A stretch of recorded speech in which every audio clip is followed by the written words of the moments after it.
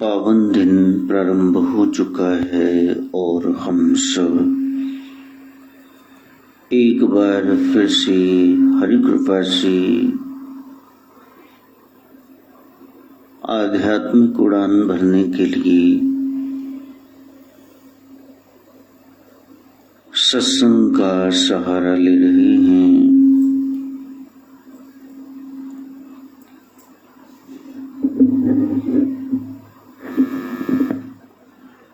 शुक्रवार जहां मालिक के शुक्राने का दिन है, वहीं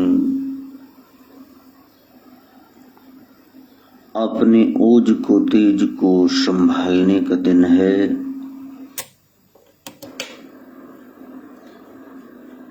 हम ब्रह्मचारी वीर व्रतधारी सदाचारी बने। दिल में हमारे देश सेवा का भरा अरमान हो। हम बालकों की ओर भी मेरे नाथ तेरा ध्यान हो दूर सारी मूर्खता कल्याणकारी ज्ञान हो। पहली बात प्रार्थना में यही मांगी गई, ब्रह्मचारी, ब्रह्म का, केवल ब्रह्म का चिंतन करें, उसी में डूबे रहें, संसार के क्षणिक सुखों से परे, परमानंद की अवस्था को प्राप्त करें और उसके लिए शुक्राना करना होगा और अपने तेजस का, ओज का संभाल करके मार्ग प्रशस्त करना होगा, उसको उधर्वगामी करना होगा। वैशाख शुक्ल की नौमी तिथि है, नौ नाथ हैं, नवरत्न हैं, नवग्रह हैं, नवदुर्गा हैं। नव का मतलब ही है नया, पूर्ण, क्योंकि 9 से बड़ा कोई अंक नहीं। 1 से लेकर 9 तक बस 9 ही बड़ा है। उसके बाद यदि आपने बड़ा बनाना है कुछ तो 1 and 0 तब 10 बनेगा। 9 का अर्थ नव भी है, नया, जीवन में नया भक्ति संचार हो जाए ताकि हम शुक्ल पक्ष को ले आए, प्रकाश पक्ष आ जाए और हम वैशाख हो जाएं। 27 में से खास एक सितारा पूर्वी फाल्गुन,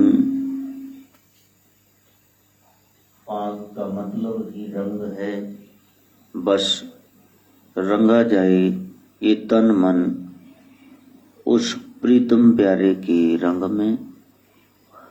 कन्या राशि में चंद्रमा का प्रवेश है। अपनी बुद्धि रूपी कन्या को सद्मार्ग दिखाना है। हमारे वेद शास्त्र पुराण उपनिषद वेदांत स्मृतियां ये सब उस बुद्धि को निर्मल बनाने की बात कर रही हैं। बता रहे थे कोई महापुरुष सीढ़ियां साफ करनी है तो ऊपर की सीढ़ी से कचरा मिट्टी नीचे लेके आएंगे। ऐसा नहीं हो सकता कि पहले नीचे वाली आप साफ करो सीढ़ी फिर ऊपर ले जाओ कूड़ा।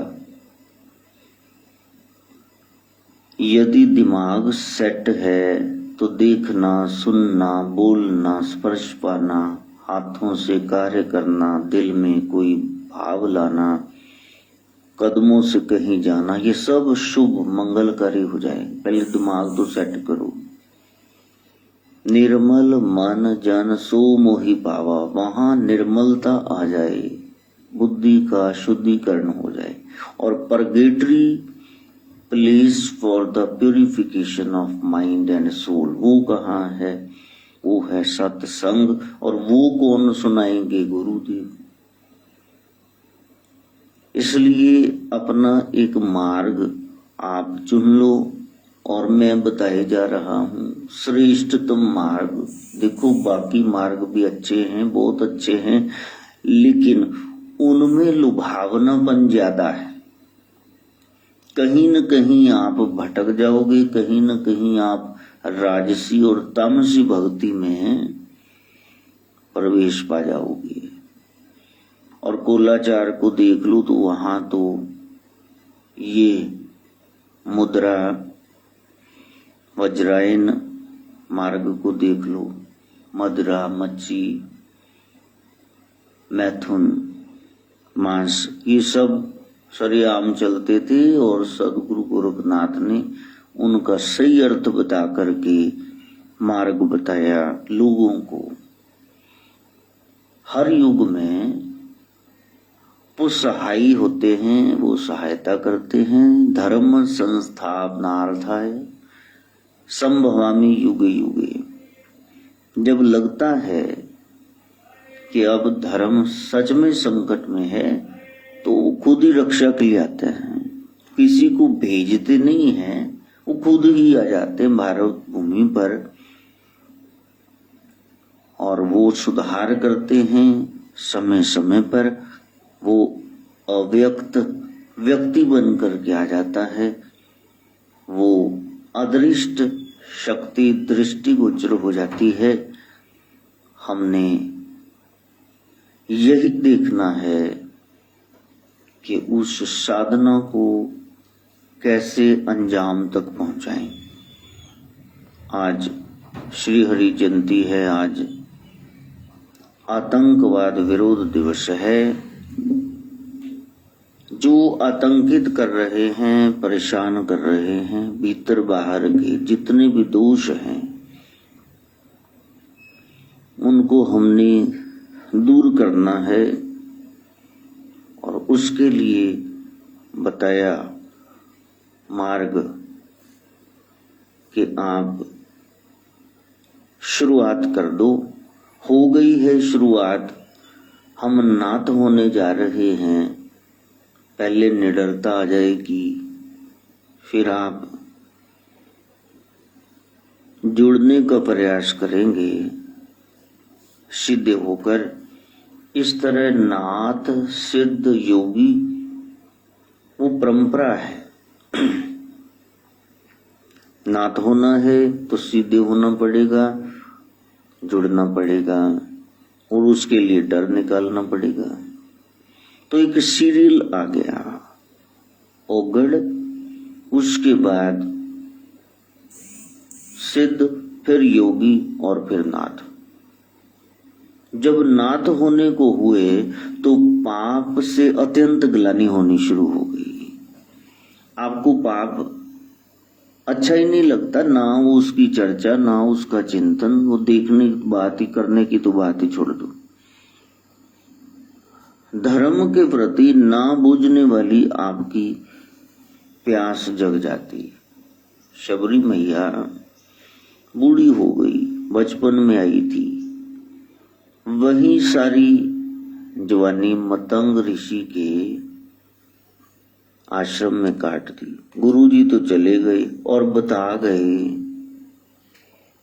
कि राम आएंगे भाई सहित, अनुज सहित, छोटे भाई सहित सीता मैया की तलाश में। भटक न जाना, उनको पहचान लेना। कमर झुक गई, झुर्रियां पड़ गई, हाथ में लाठी, दिखता नहीं, दूर से देखा। इतने सालों की प्रतीक्षा के बाद वो बस निहार रही है छवि को। और राम लखन सहित ऋषि मुनियों का आदर सम्मान हाथ जोड़कर नकारते हुए कहा, नहीं आपके यहाँ नहीं आ सकता, मेरी यहाँ माई रहती है शबरी मैया, आपको उनका घर पता है? शबरी मैया का आश्रम कहाँ है? तो वो पवित्र स्थान कहाँ है इस समय का सबसे बढ़िया? कहा वो तो झोपड़ी है, लेकिन राम जी उसको घर कह रहे हैं, बिल्डिंग नहीं कह रहे, होम कह रहे हैं, उसको आश्रम कह रहे हैं, उसको उस समय का सबसे पावन पवित्र स्थान कह रहे हैं। त्रिलोकीनाथ क्या नहीं जानते, रघुनाथ क्या नहीं जानते कि वो कहाँ रहती है? लेकिन पुजारिन का, भगतिन का, बच्ची का मान बढ़ाने के लिए खुद पूछ रहे कहाँ रहती। ऋषि मुनियों के मन में भाव आ जाए इसलिए पूछ रहे हैं। और दूर से जब शिवरी ने देखा तो फिर कहा वो राम आ रहे हैं। बाजू में गई, कहीं मेरी दशा देखकर ऐसे न समझ लें कि पता नहीं क्या है। ये सारा काला क्लूटा शरीर, ये झुकी हुई कमर, दूर से तो भयंकर ही लगती हूँ, राक्षसी न समझ ले, वो तो राक्षसों का वध करने आई। क्या करूं, पास में जाऊं, मैं उनको अपवित्र न कर दूं, मैं चरणों में झुकूं, चरणों से लिपट जाऊं तो मेरी ये बूढ़ी हड्डियां न चुभ जाएं। बस एक ही तरीका है, वो उधर से जा रहे हैं, बस दर्शन हो गए, गुरुजी ने कहा वो आएंगे, बस दर्शन हो गए, मैं धन्य हुई। अब एक ही तरीका बनाना है कि इन आंखों के शीशे में उनको उतार लेना, बस पलक ढांप तो है लूं, ना मैं देखूं और को, ना तो है देखूं। कितनी भक्ति है, कितना इंतजार है। आप सोच करके देखो कि हमारा इंतजार कहाँ है। यहाँ तो माइक की सेटिंग में 15-20 मिनट लग जाते, पता नहीं कौन सी उसकी चूड़ बिंगी हो जाती है, तो एकदम ऊंचाई से नीचे धड़ाम से हम गिरेंगे। तो वहां ना कोई माइक है, ना कोई व्यवस्था है, बस on the spur of the moment जो हो रहा है वही हो रहा है। ना इधर कोई कमी है, ना उधर कोई कमी है। राजी हैं तेरी रजा में, किस में जिसमें तेरी रजा है उस दशा में, इधर भी वाह वाह है, उधर भी वाह वाह है। और कहा कि आंखों में इस युगल जोड़ी को, ये जो दोनों भाइयों की, एक राधे कृष्ण की है, एक ये जोड़ी है, इसको आंख में मैं समा लूं। आंख बंद करके गुरु का आभार व्यक्त करते हुए शबरी मैया खड़ी हुई हैं और राम पास में आके कह रहे, लखन हमें आने में देरी हो गई, इसलिए मैया हमसे नाराज हैं, आंख नहीं खोल रही। संत जना जयकार, भगत जना जयकार बुलावे। हर युग में प्रभु बच्चों को अपने से ज्यादा मान देते, और आंख खोलती है तो सामने खड़े हैं प्रभु, नीमा ऊंचिया पागा वाली, आज राम मेरे घर आए। कुछ नहीं है, बस सारी की सारी चरणों में ढेरी हो गई, और प्रभु उठा रहे, नहीं माता आप बैठो। प्रभु मेरे को पूजा नहीं आती, का हम करते हैं, हम सिखाते हैं आपको, बैठो। प्रभु गज गामिनी कह करके, भामिनी कह करके बुलाते हैं, भी इतनी बूढ़ी होगी, कमर झुकी है, चला जाता नहीं, प्रभु के मजाक उड़ा रहे हैं। गज गामिनी जो बचपन में आई, जिसने सारी जवानी पवित्र पाक दामन रखा है, ऐसी तो कोई मतंग मुनि की ही शिष्या हो सकती है, जो संसार के कितने कुत्ते भौंकते रहे और वो अपनी मस्ती में गज की तरह चलती रही भक्ति मार्ग पर। इसलिए प्रभु उसको गज गामिनी कहते हैं, जो डोली नहीं वहां से, उसने छोड़ा नहीं वो रास्ता। तो इस तरह से जो नाथ होते हैं, तो वो धर्म के लिए कभी ना बुझने वाली प्यास, पी लिया है, पा लिया है, फिर भी ये चला ना जाए, फिर उसकी याद में बैठे रोते रहते हैं। और प्राणी मात्र के लिए हृदय में सहानुभूति है।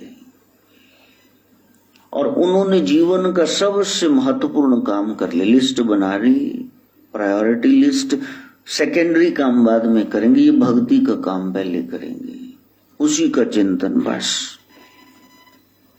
सोने लगे कि जाग रहे हैं या स्वप्न अवस्था में है, उनकी तुरिया सनपद की चौथी अवस्था बनी रहती है। आते भी राम बोलो, जाते भी राम बोलो, सुबह और शाम बोलो राम राम राम। वो उस नाथ को हमेशा याद रखते हैं और बुराइयों से बचते हैं। उनको नाथ परंपरा में सब शिक्षा मिल गई है। भगवान से प्रार्थना करते, प्रभु ये कार्य मैं शुरू करने लगा हूं, आपकी कृपा के बगैर होगा नहीं। तेरी दया से हे गोरक्ष कौन सी शय मिली नहीं, झोली ही मेरी तंग थी, तेरे यहाँ कमी नहीं। मेरे में कोई कमी रही होगी, तू तो भंडारी है, तेरा नाम ही भंडारी, जिसके भंडार कभी खाली नहीं होते हैं। सत्संग करना, सुनना, पढ़ना, लिखना, चिंतन करना, देखना, बस इसी में मस्त रहते हैं। तीसरी बात, कुसंग से दूर रहते हैं। चौथी बात, आलस्य प्रमाद, इसमें फंसते नहीं। पांचवी बात, ये संत है, ये नाथ है, पता कैसे चलेगा, उसको नाच गाना, ये नाटक, ये तमाशा ये पसंद नहीं होगा। कभी भी छापा मार लोगे, वो सत्संग में डूबे होंगे।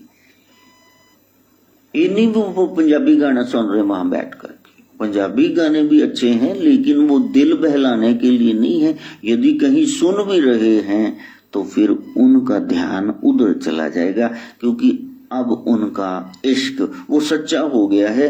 बात दुनिया की चल रही है, लेकिन वो जोड़ उधर देंगे। संसारी कहीं सत्संग में, जागरण में बैठे हुए होंगे, और यदि वहां चल पड़ा, कभी फुर्सत हो तो जगदम्बे निर्धन के घर भी आ जाना। तो वहां बैठे बैठे कहेंगे, पता ये ना पुरानी फिल्म है, हाँ नीलकमल, उसमें ना ये गाते हैं, ये बैकग्राउंड पे गाना चलता है, वो जा रही होती है फरीदा रहमान मनोज कुमार के साथ, पात्र हैं, शादी हो रही होती, तब गाते, बाबुल की दुआएं लेती जा तुझको सुखी संसार में। वो बैठे सत्संग में है, लेकिन वो जा पहुंचे हैं फिल्म में। और यदि तुम सच में नाथ हो, अगर तुम मिल जाओ, जमाना छोड़ देंगे हम, तुम्हारा ध्यान वहां नहीं जाएगा, तुम्हारी आंख बंद हो जाएगी। तुम श्रीनाथ जी से, आदिनाथ से, मचिंद्रनाथ से, गोरखनाथ से प्रार्थना करोगे। अगर आप मिल जाओ तो ये जमाना छोड़ना नहीं पड़ेगा, ये छूट जाएगा। प्रभु आप मिल जाओ, कुछ बड़ा मिल जाए, आपको 2000 वाला नोट मिल जाए तो आप 2 रुपए पकड़ के रखोगे, 5, 10, 20 रुपए, 500, कोई कहे ये ले लो, तो फिर आप बड़ा ही तो पकड़ोगे नोट। तो उनका मन ये संसार की चुलबुली बातों में नहीं लगता, ना ही वो छठी बात बुरा लिटरेचर कोई पढ़ते हैं। सातवीं बात, मन तथा इंद्रियों को विषयों की ओर जाने से रोकते हैं। ऐसा नहीं है कि कई बार कोई चला जाए, नाथ हो रहे हैं, रास्ते में कोई गिरावट आ जाए, परीक्षा हो जाती है। असली नाथ तो वही है, गोरक्षनाथ। परीक्षा ले तो 0/100 आए, दात्या परीक्षा न लें, बस रहती पास कर दी। यदि परीक्षा ली है तो फिर पास भी तुम ही करवाना। प्रभु क्लास में सिलेबस पढ़ाया जाता है और उसमें से पेपर लिया जाता है। आउट ऑफ सिलेबस ना डाल देना, कुछ हमें आए ही ना, जवाब ही ना आए, ऐसा कोई संकट काल ना आ जाए, हम आपकी इस एग्जाम में, टेस्ट में, परीक्षा में फेल हो जाएं। तो वो रोकते हैं, जैसे आप अपने शरारती बच्चे को रोकते हैं। एकांत में वो मन की विशेष रखवाली करते कि अब ज्यादा खतरा, जब कोई बैठा है तब तो ठीक ही थे, सबके सामने तो सारे ही साधु हैं। और संत वचनों को 9वीं बात वो याद रखते हैं, और 10वीं बात समय समय पर आत्मनिरीक्षण करते रहते हैं, और अंतिम बात मृत्यु को याद रखते हैं। नरकों की जो यातना है, यंत्रणा, बुरी योनियों में कहीं प्रवेश न मिल जाए, कष्ट न आ जाए, इसको याद रखते। हमने अमर काय होना है, ऐसे भाव से वो 11 तरह के उपाय करते हैं और नाथ हो जाते हैं। उनको ये शिक्षा दी जाती है, जब सदगुरु बोल रहे हो तो तन के बैठना, रीढ़ की हड्डी तुम्हारी सीधी हो और तुम सोना मत, आंख बंद मत करना, तुम पलक भी झपकाना मत, बैठना त्राटक इसी को कहते हैं। जब गुरु बोल रहे हो तो तुम्हारा तन मन सब उधर लगा हुआ हो, वरना तो बैठो ही मत। वहां क्यों बैठे हो, क्या चक मार रहे हो? उठो, वहां से भाग जाओ, या तो जाग जाओ या भाग जाओ। बड़ी कठोर है। देखो, दिन में सिर्फ ये 1 आध घंटा बैठना होता है, उसमें भी लोगों को काम याद आ रहे हैं। अभी तो प्रभु ने सारे बंद कर दिए हैं। और नाथ सिद्ध योगियों से, उगड़ों से, आप संतों से, महापुरुषों से कह रहे हैं ये संकट हट लो, तुम पाप करना तो बंद करो, ये तो अपने आप बंद हो जाएगा। हटाओ अपनी वृत्ति को वहां से, कुछ समय ऐसा निकालो, प्रेम कर लो श्री राम से। यहां तक स्टैंप लगा दी संतों ने, 1 घड़ी, आधी घड़ी, आधी में गुना 24 मिनट की 1 घड़ी, फिर 12, फिर 6 मिनट तो बैठते नहीं हो। तुमको चाहिए इतना बड़ा पुरस्कार, तेल जितना तुमने काम नहीं किया, और हदवाने, तरबूज, वाटरमेलन बड़े से बड़ा, उसके जितना तुमको फल चाहिए। पहले साधना तो बताओ, जितना जमा कराया उतना ब्याज ले लो। मूल है नहीं और तुम ब्याज चाह रहे हो। ये टीम वर्क है प्यारे।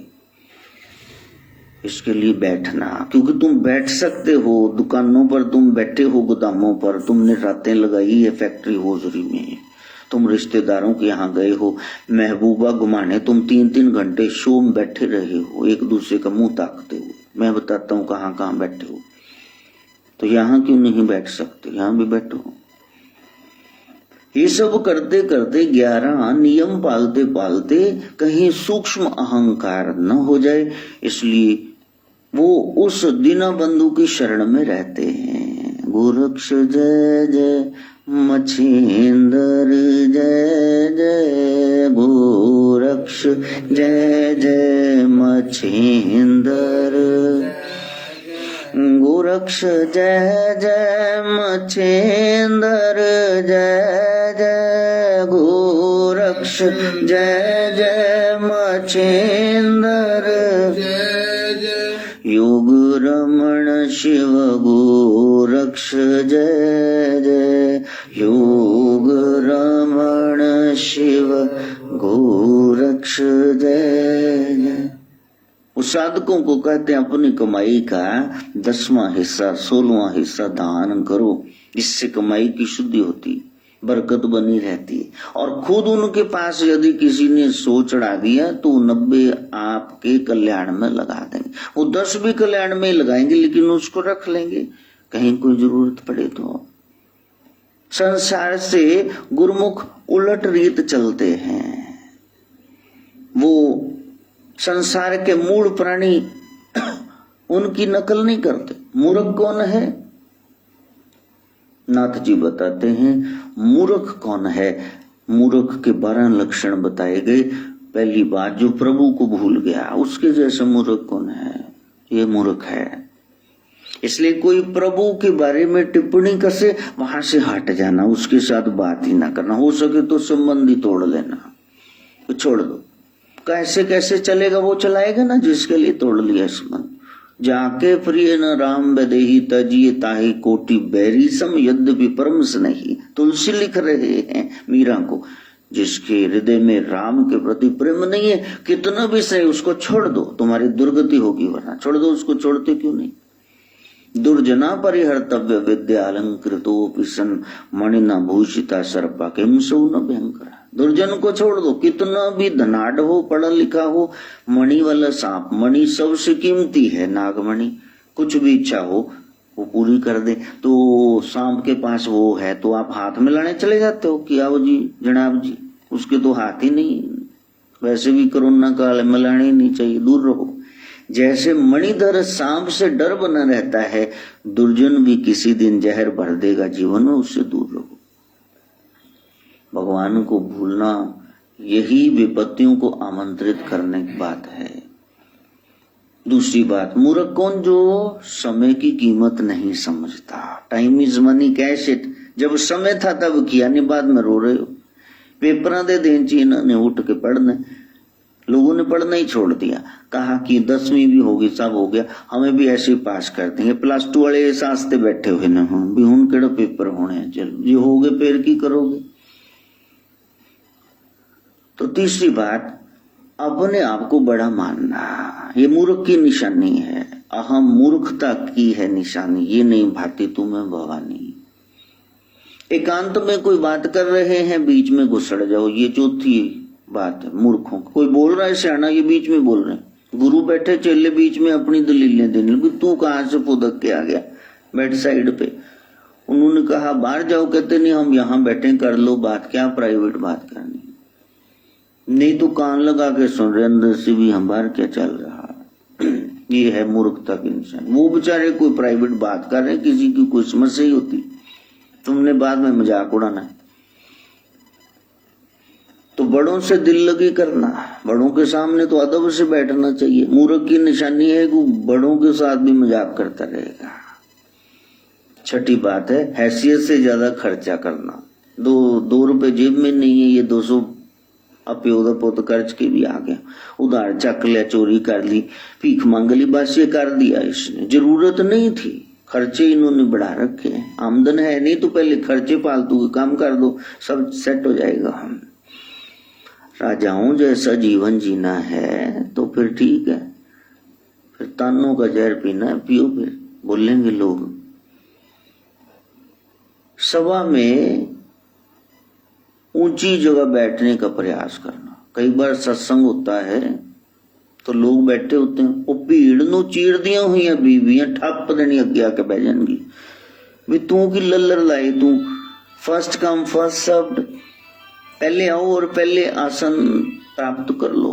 बाद में आए हो और मत्था टेकने के बहाने चढ़ाने 5 रुपए नहीं थे, सारे नु डिस्टर्ब कर देना। और उसके बाद बहुत बोलना, और ऐसा बोलना कि दूसरों को अखड़े, वो 6 महीने टपदे रहन भी कह के गया। ये है मूर्ख की निशानी। 7वीं, पेपर चेक कर लेना आपके कितने मार्क्स आए, वैसे तो इसमें 0 ही आना चाहिए। और उसके बाद दूसरों से उधार लेके मौज उड़ाना और उसको चिंता ही नहीं करना भी वापस भी करना।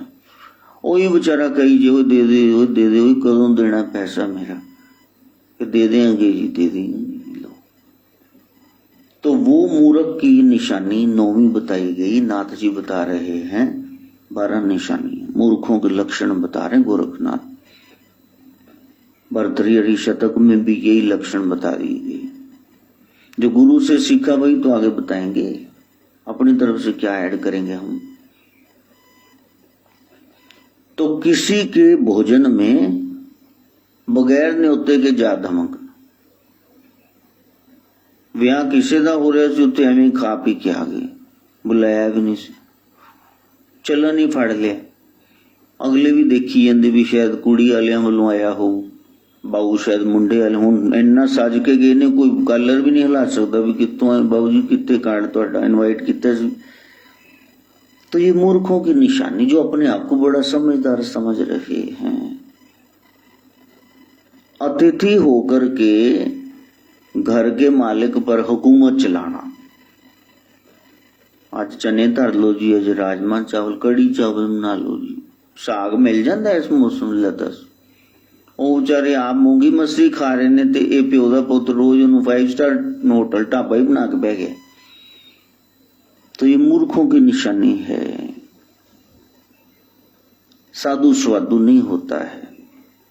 स्त्रियों की चर्चा करते रहना, पीपिंग टोम ताक झांक करते रहना, तो जिथे देखी बस आंख खड़ गई उथे, ये है पागल की निशानी, ये है मूर्खों की निशानी। ये सारी मूर्खताएं हो दूर, सारी मूर्खता कल्याणकारी ज्ञान ये लेकर के आते हैं। तो गुरु कहते हैं हे शिष्यो, हे सिद्धो, हे अवधूतो, नाथो, जोगियो, मेरे बच्चों, इन 12 से आप छूट जाओ तो बहुत सारी समस्याओं से तुम छूट जाओगे। इनको छोड़ो, ये तुम्हारे दुख का कारण है। बैठ जाओ उसके भरोसे। दो बातें हैं, जो तुम्हारे लिए रचा गया है तो तुम दूर भी भागोगे वो तुमको मिलेगा, तुमको भोगना पड़ेगा, वो तुम्हारे लिए बना है। और जो तुम्हारे लिए नहीं बना, दूसरे के लिए रचा गया है, करोड़ यत्न कर लो उसको पा भी लो, भोग नहीं सकोगे, वो तुम्हारा नहीं है, मिलेगा मुकद्दर। और मुकद्दर नाम जपने से, सोहम मंत्र के जाप से, ओम शिव गोरख जो भी आपका गुरु मंत्र है, जय मां काली, श्री राम जय राम जय जय राम, कुछ तो होगा, किसी की शरण में तो हो गई, वहां से मिलेगा। यदि वहां से नहीं मिला फिर कहीं से मिलेगा, उसको पकड़ो।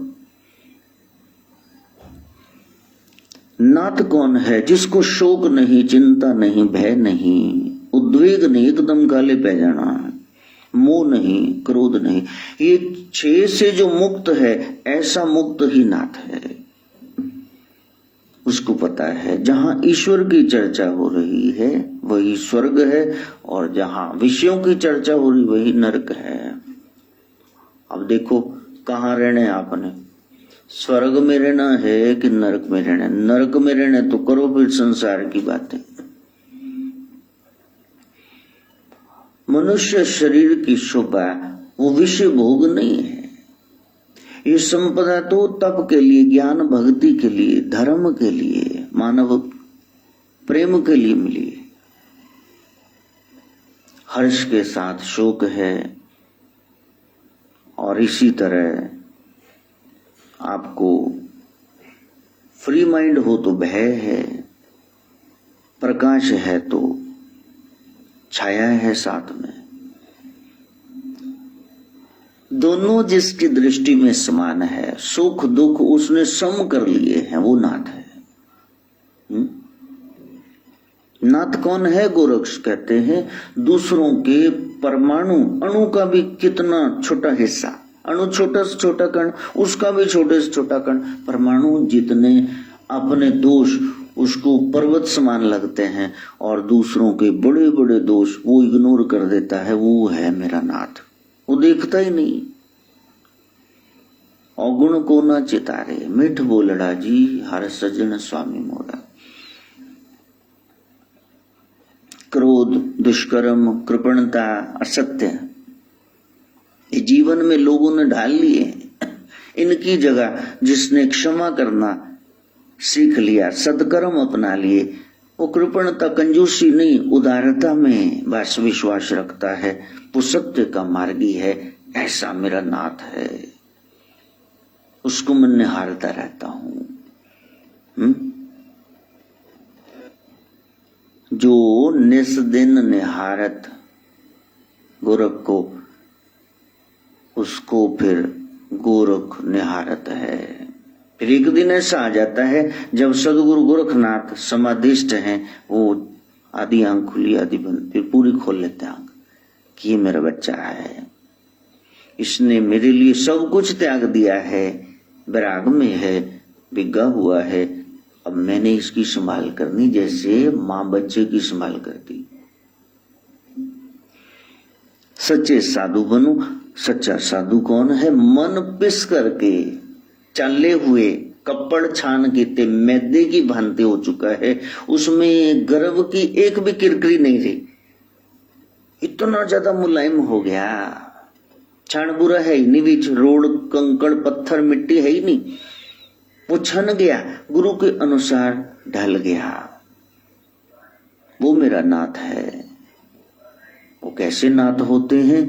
निर्दनता है फिर भी उदार है, एकांत है फिर भी इंद्रिय निग्रह है, उनका संयम है अपने पर पूरा, कोई देखता नहीं है, उन्होंने किसी को जवाब नहीं देना, लेकिन उन्होंने सदगुरु को जवाब देना है, जो अदृष्ट है पर सब देख रहा है। और कितना ही भय उनको डरा लो, वो सत्य से नहीं टलेंगे, वो सत्य के मार्ग पे रहेंगे।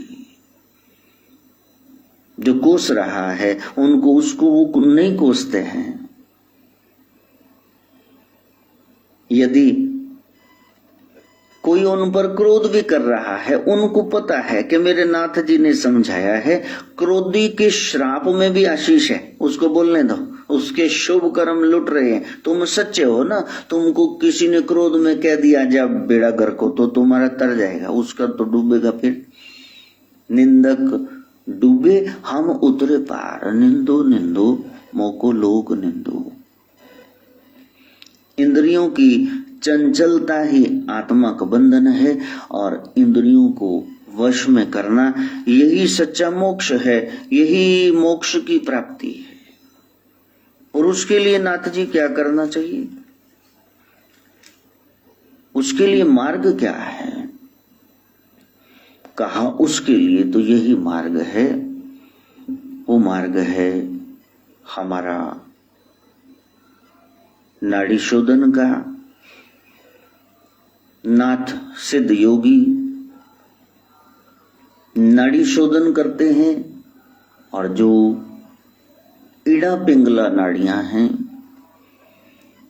जो गर्म और ठंडी नाड़ी हैं, जो सूर्य और चंद्र नसें हैं, नाड़ियां हैं, टोटल 72,000 नाड़ियां हैं शरीर में, उनका सुचारू रूप में सारा कार्य वो चलने लगे। बीच में कोई कलोट न रहे, बीच में कोई अड़चन न रहे, बीच में कोई बल बलेवा न रहे। हाँ, तरन पैगी न चौक पैगी, गोट उतर गया, मुड्डा उतर गया, डिसलोकेट हो गया, फिर पता लगूगी की हुंदा की मिलिया होया सी। 206 हड्डियां हैं, ये ज्वाइंट्स हैं, 7 मेन जोड़ हैं, फिर उप जोड़ भी हैं। कितना सुंदर ढांचा प्रभु ने ये पिंजर बनाया, अपने शरीर को ही देख लो, फिर उसकी कृपा नजर आ जाएगी। वो कहीं बैठा हुआ है, हृदय में ही है हृदयेश्वर। तो रास्ता है नाड़ी शोधन का। सुषमना, वो जो सरस्वती, वो जो ज्ञान की नाड़ी है, वो अभी सोई पड़ी है। मान लो कि एक सांप है, एक नागिन है, इसको सरपेंट एनर्जी कहते हैं, कुंडलनी शक्ति। अभी एड़ा पिंगला, गंगा और यमुना, ये दोनों के मेल में सरस्वती कहीं खो गई है। मैंने कितनी बार बताया, औरतें चोटी करती हैं तो चोटी करते करते एक लट इधर से एक इधर से, एक सेंटर में है, अब वो गूंथ रही है, बाण वाला रस्सी बना रहा है। ये एक इधर से आ रही है लट, एक इधर से आ रही है, बीच वाली कहां गई? वो अदृष्ट है। इसी तरह वो इड़ा पिंगला नाड़ियां वो बल खा करके बैठी हुई हैं, और ये जो शक्ति है सरपेंट एनर्जी, ये नीचे को है, इसको बस जागृत करना है, इसको जगाना है। योग के साधन वो नाड़ी शोधन के लिए है। तब कुंडलनी को रास्ता मिल जाएगा, इस शक्ति को रास्ता मिल जाएगा उस शिव से मिलने का। ये शिव और शक्ति का मिलन, इसी को मैथुन कहते हैं। ये शरीरक मैथुन नहीं है, ये आत्मा परमात्मा का मिलन है। When your soul comes out of your body and gets mixed with the cosmic energy, आप वामन से विराट हो गए, आपका विश्व रूप हो गया। जिधर देखता हूं बस मैं ही मैं हूं, अब तू भी नहीं रहा, वही हो गए सोहम सा अहम। जिसको खोज रहे थे वही मैं हो गया। भगत भक्ति कर रहा था जिसको पाने के लिए भगवान को, अब वो खुद ही दर्शनीय वंदनीय हो गया, पूजनीय, वो खुद ही भगवान हो गया। उसमें वो सत्ता जाग गई, अष्टधा प्रकृति उसके अधीन हो गई। प्रहलाद जी को जला नहीं पाती अग्नि, डुबो नहीं पाता पानी। क्या मिला? ये है सिद्धि। सीधे हो गए तो सिद्धि मिल गई। अब कोई कह रहा था हनुमान सिद्धि करनी है, कोई कह रहा काली सिद्धि, वो तो सीधे ही है, तो ये पुट्ठा खड़ा हुआ, तो सीधा हो जा, वो सीधे ही है, वो मिल जाएंगे तेरे को। सीधे को, सरल को, सहज को दर्शन होते हैं। जितने टेढ़े हो जाओगे अकल लड़ाओ, फिर चतुराई किन्ने ना पाया। दिखाओ दिमाग कितना दिखा रहे हो। बड़े बड़े वैज्ञानिक डॉक्टर जहां फेल हो जाते हैं वहां उसका दरबार शुरू हो जाता है। इसलिए कहा इस कोरोना काल में अरदास करो, हमारे कुछ पाप रहे जो ये महामारी फैल गई, लोगों को बोलने दो, पढ़े लिखों को, हम क्या अनपढ़ हैं,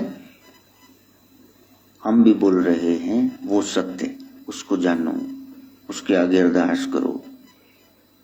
सावधानी बढ़ तो ठीक है, cleanliness is next to godliness, लेकिन नेक्स्ट टू गॉडलीनेस ना, फिर फर्स्ट पॉइंट तो उसका ही है, पोजीशन तो उसकी है, God is occupying the first position, वहां पहुंचना। तो व्यवहार की 6 क्रियाएं बताई गई।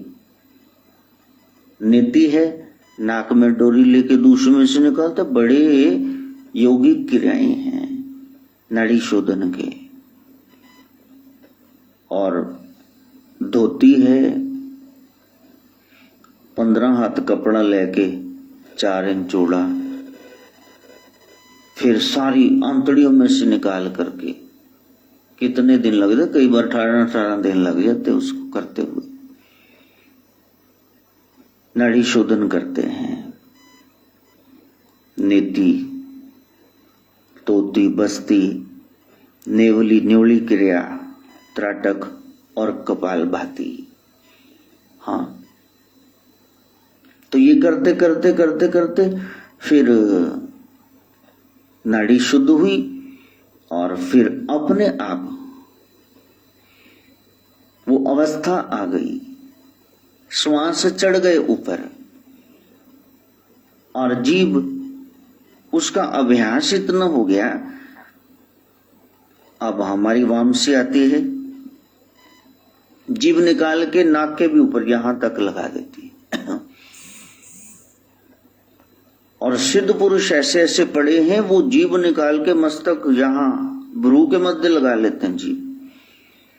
ऐसी जिह्वा वो कर्ल करके अपने आप होती, वो सहज अवस्था है, आपने करना नहीं, छेड़खानी नहीं करनी, और नस नाड़ी कोई चढ़ा के भेजो, वो स्वयं ही होगा, वो अवस्था स्वयं ही है। ढोल बजता है ना तो अंग थिरकने लगते हैं, आप खुद ही हिलने लग जाते हो, कोई आपको हिलाता थोड़े ना, किसने सिखाया वो भांगड़ा, आपको खुद ही होने लगता है। हाँ, पीछे ले गए, वहां बच्चों को शादियां हुई थी, अमित की, पारुल की, बच्चों की रोटी करनी थी। अब वो इतना प्यार करते हैं तो फिर व्यवहारिक जीवन में तो if you love someone show it, उनका भी खाना पीना 2 हिस्सों में 35-35 करके ले गए साल पहले। तो वहां हमारा शम्मा बहू ऐसे नचा कि बस मैं के उधर रोड पे आई यार, किधर हिलाई ना बे, अपने पेज ही न खोल जाए। अब वो कैसे टिड्डी डांस, जैसे चगे च टिड्डियां बढ़ गई, उन्होंने कैसे नाचे, मतलब इतनी एनर्जी से, एनर्जेटिक डांस। हाँ,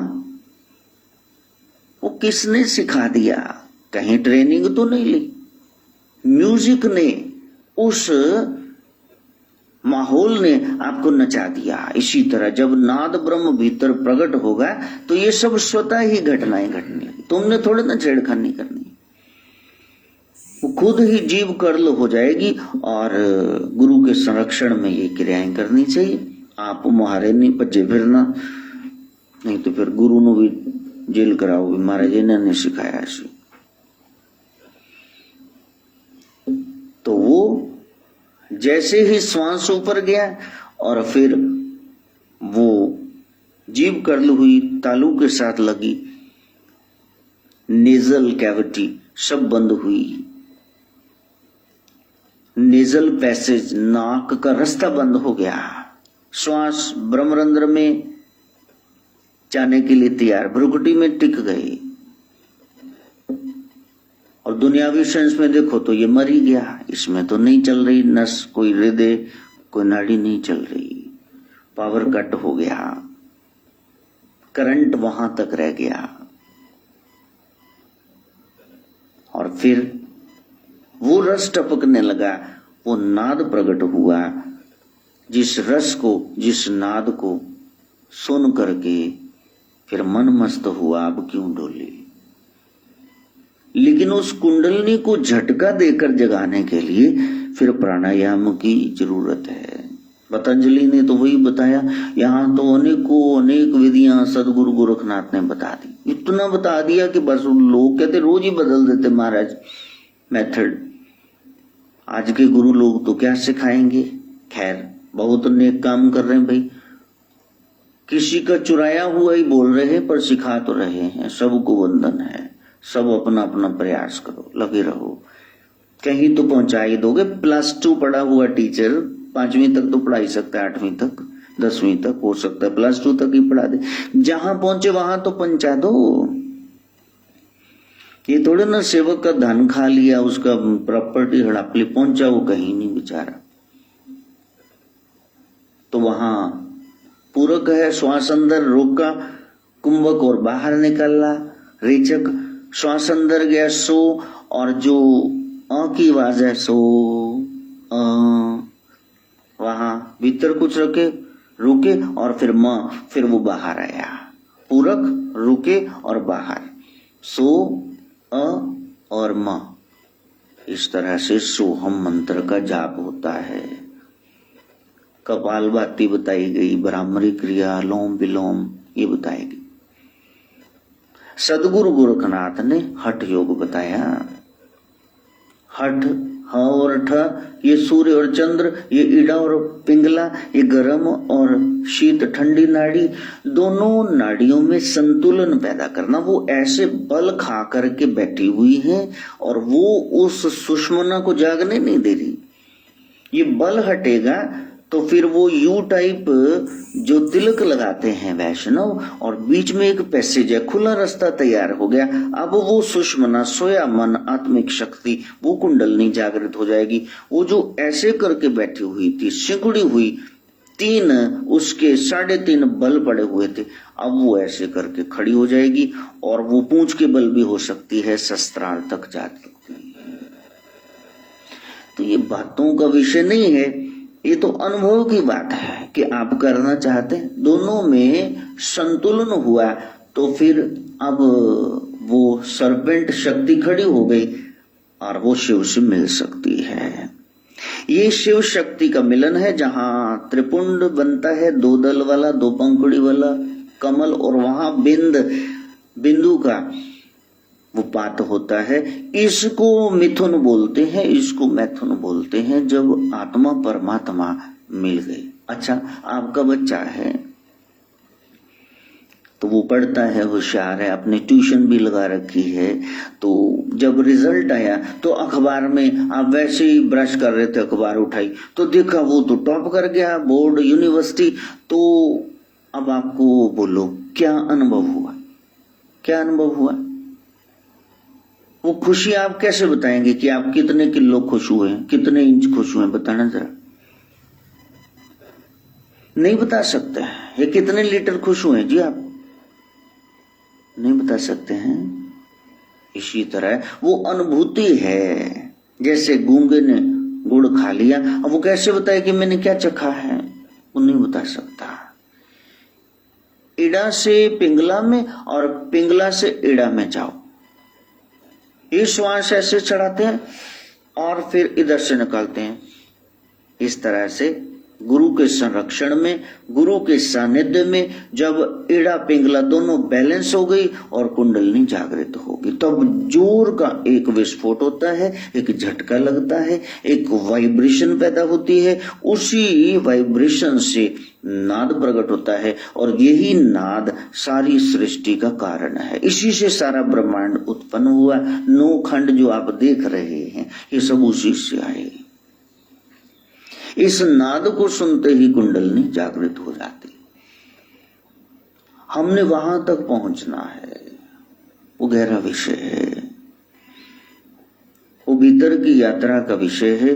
और नाथ सिद्ध योगी उस कुंडलनी को जागृत करके फिर उस अवस्था तक जाते हैं जहां बिल्कुल मस्ती आ गई, अब आप डोलते नहीं। 4 विधाएं, totality of your traits and qualities, जिसको मॉडर्न साइकोलॉजी पर्सनैलिटी कहती, ग्रीक वर्ड है पर्सोना, यूनान का शब्द है पर्सोना। पर्सोना का मतलब होता है मास्क, वो नहीं जो आपने आजकल लगाया, मास्क पूरे चेहरे पर। मास्कुरेड होते थे पहले डांस, तो चेहरे पे मुखौटा लगा के वो डांस करते थे, पहचान नहीं पाते थे सामने कौन है। कद से पहचाना गया कि शायद धनशी है या काशी है, वैसे तो मुखौटा आपको खोटा मुंह लगाया है, फॉल्स फेक फेस, तो पता नहीं चला कौन है। तो पहले पर्सनालिटी का अर्थ जानते थे कि जो आप बाहर से नजर आ रहे हैं, लेकिन आज sum total of all your qualities, जितनी क्वालिटीज है सब का टोटल वो है आपकी पर्सनैलिटी। आपका मन कैसा है, भाव कैसे, आपकी बुद्धि कैसी है, आपका कैरेक्टर कैसा है, आप व्यवहार कैसे करते समाज में, आपका घर में कैसा व्यवहार है, फ्रेंड्स के साथ कैसे हो, समाज के साथ कैसे हो, अलग अलग आधार में आप ऑफिस में कैसे हो, शॉप पे कैसे हो, नौकरों के साथ कैसे हो, ये सब क्वालिटीज का एक पुंज, उसको बोलते हैं पर्सनैलिटी। तो वो जो 4 विधाएं हैं, जहां कल्याण ही कल्याण रह गया, जहां फिर एक पड़ी हुई लकीर है, एक खड़ी हुई लकीर है, जिसको हम स्वास्तिक कहते हैं, स्व में स्थित हो गए, जिसको हम गणेश कहते हैं, जिसको हम कह रहे हैं ये चिन्ह बन गया जी, गणेश जी का बनाते ना स्वास्तिक चिन्ह, और बीच में बिंदु है, बैलेंस बन गया, चारों का बैलेंस बन गया, शारीरिक, मानसिक, बौद्धिक और आत्मिक, चारों क्वालिटीज आपकी बैलेंस हो गई। राम जी को देखो, रावण के साथ कैसे पेश आ रहे हैं, उसको भी मौका दे रहे हैं। शरणागत विभीषण के साथ कैसे, थैंकलेस सुग्रीव के साथ कैसे पेश आ रहे हैं, जो चौमासे में ध्यान ही नहीं देता प्रभु ने कितना उपकार किया, अपने पीने खाने में रास रंग में लग गया, वहां पर्सनैलिटी बैलेंस्ड हो गई। Then you become a normal man. फिर सारी वसुधा ही आपको परिवार लगी, जो विकृतियां थी चली गई, जो बिखरी हुई ब्रोकन पर्सनैलिटी थी अब एकत्र हो गई, अब सारी एबनॉर्मेलिटीज दूर हो गई। और गोरख कहते हैं यही तंत्र है, ये जादू नहीं है कि कोई बंदा इतना कैसे सह सकता है, इतना कैसे कर सकता है, क्योंकि आपने सुरत शब्द का अभ्यास किया, आपने कुंडलनी जागृत कर ली, ब्रह्म जैसे गुण आप में प्रकट हो गए, लोगों ने आपको अवतार कहना शुरू कर दिया, साफ ही कहते ये तो भगवान है जी, ये तो बंदा है ही नहीं जी। गोरख कहते भाई उसमें वो सारी की सारी क्वालिटी जागृत हो गई, जिसको वेस्टर्न व्यू कह रहा है कि all abnormalities when lost you are balanced, this state is called that you have got God, आपने प्रभु की प्राप्ति कर ली। ये कुछ पाए बैठा है, कुछ पाया है, कुछ पाया है, मेरे सदगुरु अलग अलग आया है। अब आप में कुछ एबनॉर्मल रहा ही नहीं, सब आपके साथ सेफ महसूस कर रहे हैं। योग वो बैलेंस प्रकट करता है, देवता भी इम्बैलेंस्ड हैं, उनको भी ये प्राप्ति नहीं होती। जिसने योग कर लिया, जो जुड़ गया, पहले डर निकाल दिया, सीधा हो गया, जुड़ गया, अब वो नाथ हो ही जाएगा। नाथ कौन? जिसने यहां तक सिद्धि प्राप्त कर ली, वो मुक्त हो गया तेर मेर से, बस वो तत् शब्द में विलीन हो गया। तत्पदम दर्शितम येन तस्मै श्री गुरुवे नमः। और कोई सा भी ग्रंथ उठा लो, उसमें इस योग की बात आएगी ही आएगी। और सदगुरु अलग अलग समय में शिव गोरक्ष आते। शिव का मतलब ये कल्याण, कल्याण स्थापित करने के लिए, जगत कल्याण के लिए वो हर युग में निराकार साकार होके आता है। सतयुग में जेलम के पास गोरख टीला में आए, लोगों को संदेश दिया। त्रेता में नेपाल में वो एरावती नदी बह रही, वहां द्वापर में प्रभाव क्षेत्र में, द्वारिका में, गोरखमुंडी में आई, और कलयुग में पेशावर, जहां सदगुरु नानक के साथ वार्तालाप सिद्ध गोष्ठ हुई। वो पाकिस्तान में चला गया। अब हिस्सा जहां रांझा से भी मुलाकात हुई, वो अवस्था जहां कृष्ण को दीक्षा दे करके प्रभु द्वापर में राम जी को, लखन लाल को, हनुमंत लाल को त्रेता में उस योग का मार्ग सिखाते हैं जहां भोग ही नहीं रहा। अब भोग ही नहीं रहा तो रोग नहीं होगा, रोग नहीं होगा तो कोई मरेगा नहीं, वियोग नहीं होगा, और वियोग नहीं होगा तो फिर जो बाकी बचा पीछे उसको शोक नहीं होगा, फिर प्रसन्नता ही प्रसन्नता बनी रहेगी।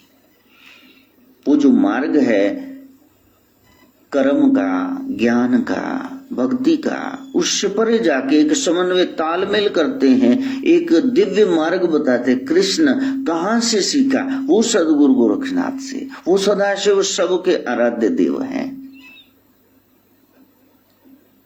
वरना तो वो दरवाजे पे आ गए और फिर 5 दिन के हैं तो वो कहते नहीं दिखाना, मैया दर्श करा दे नंद लालदा में आया बड़ी दूर चल के।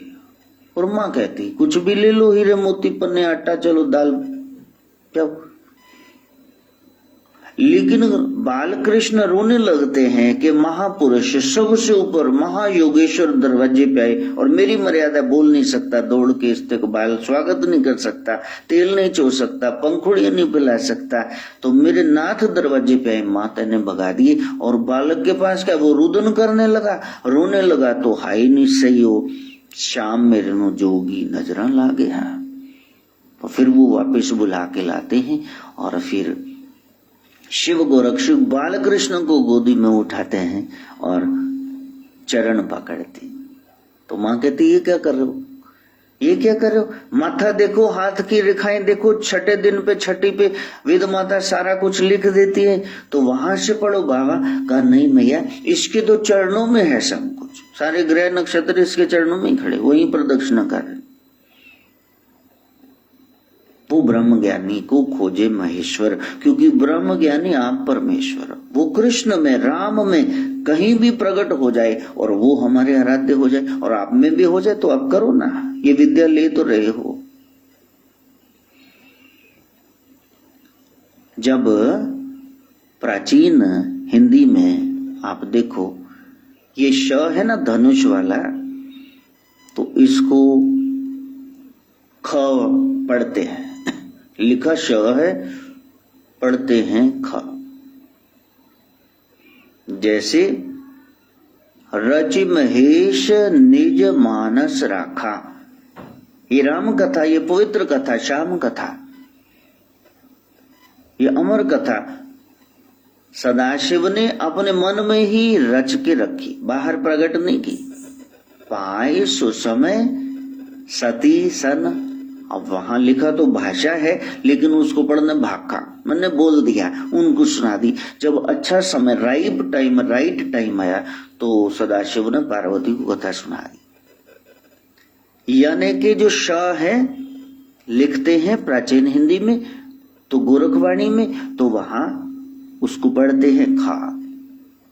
तो जब सुषमना कहते हैं तो वो सुखमना नाड़ी, और उसी से गुरु करने सारी विद्या एक ही जगह बता दी, वो है सुखमनी साहेब। वो क्या है? ब्रह्म विद्या। उस नाड़ी को जागृत करने का गुरु मत का क्या विचार है वो उसमें बता दिया। जब ध्यान से पढ़ोगे तो किसी भी धर्म में अन्य कोई बात रहेगी नहीं, बस एक ही रहेगी, वो प्रभु से मिलना। वो लड़ाई झगड़े नहीं सिखाता, मजहब नहीं सिखाता आपस में बैर रखना, कहाँ सिखाया गया है? तुमने पढ़ा ही नहीं, किसी ने पढ़ाया ही नहीं। वो इतना लंबा चौड़ा ज्ञान अष्टपदियों में बिल्कुल आपकी जो समझ में आ जाए, इतना राग में, इतना सुर में, सांस सांस सिमरो गोविंद। हाँ, पता चला, मन अंतर की उतरे चिंत, यही तो है मन की मलिनता, ईड़ा पिंगला को दूर करना, यही तो सुषमना को जागृत करना। सांस सांस वही तो बता रहे हैं, ढंग से सीखना, बस वो सीख पाए। अब हमारे नाथ जी तो आ रहे हैं, यहीं विराम लेते हैं। कल आगे बढ़ाएंगे। भूर्भुवः स्वः तत्सवितुर्वरेण्यं भर्गो देवस्य धीमहि धियो यो नः प्रचोदयात्। स्वाहा।